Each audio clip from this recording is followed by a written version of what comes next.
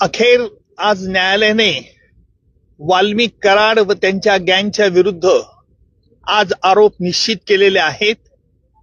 दिनांक 9 डिसेंबर 2024 रोजी संतोष देशमुख यांचा कट करून संगनमताने आरोपींनी खून केला आणि त्याचप्रमाणे यातील काही पुरावा नष्ट करण्याचा प्रयत्न केला. याला कारण म्हणजे वाल्मिक कराड याला जी खंडणी जो मागत होता ती खंडणी अबाडा कंपनीकडनं मिळण्यास अडथळा संतोष देशमुख यांनी केला. याकरिता त्यांचा खून करण्यात आला अशा रीतीचा सरकारतर्फे आम्ही आरोप प्रस्तावित केला. न्यायालयाने आरोप त्याप्रमाणे आज निश्चित केले. एकूण सगळ्या आरोपींच्या विरुद्ध आज निश्चित करून त्याची पुढील तारीख आता 8 जानेवारी ही तारीख ठेवलेली आहे. आजही आरोपींतर्फे पुन्हा हे आरोपी निश्चितची सुनावणी लांबणीवर टाकण्याचा प्रयत्न झाला.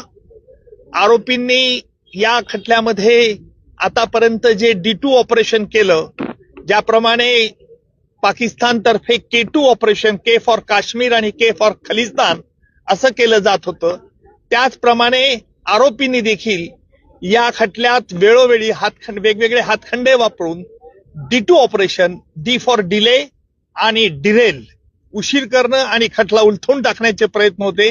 त्याला आज आरोप निश्चित झाल्यामुळे या प्रयत्नांना चाप बसलेला आहे आणि यापुढचं सुनावणी, यापुढे जी 9 तारखेला सुनावणी आहे त्यामध्ये सरकारतर्फे कागदपत्र ज्यांच्यावरती प्रॉसिक्युशन भिस्त ठेवत आहे ती कागदपत्र आरोपीला मान्य आहेत किंवा अमान्य आहे याच्याकरता विचारलं जाईल.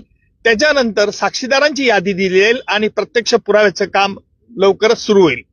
आरोपींच्या वतीने वारंवार वकील बदलले जात होते, त्याबद्दल देखील आज कोर्टाने नाराजी व्यक्त केली. काय नेमकं? त्यालाच आम्ही आज आक्षेप घेतला की आरोपींतर्फे जे वेळोवेळी वकील बदलण्याचा त्यांना अधिकार आहे, नाही असं नाहीये, परंतु वेगवेगळ्या 30 कारणं ही पुन्हा पुन्हा न्यायालयापुढे मांडण्यात येत होती. म्हणून आम्ही न्यायालयाला विनंती केली की न्यायालयाने यापूर्वी देखील त्यांच्या म्हणण्यावरती त्यांचं म्हणणं ऐकलेलं आहे, त्यामुळे न्यायालयाने यावरती निश्चित प्रकारचा आदेश द्यावा.